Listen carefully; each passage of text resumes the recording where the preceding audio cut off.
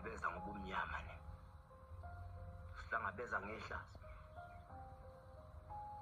Ngizosithathela umfowethu uMpande.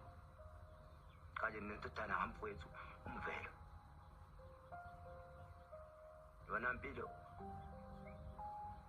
mpilo nisibekele yona la ekhaya. Yona mpilo yethu le siyiphila thina.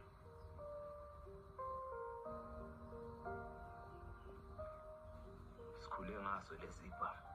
Namhlanje la siyakhona sikhona naso. Impilo nisibekele yona thina sayasa.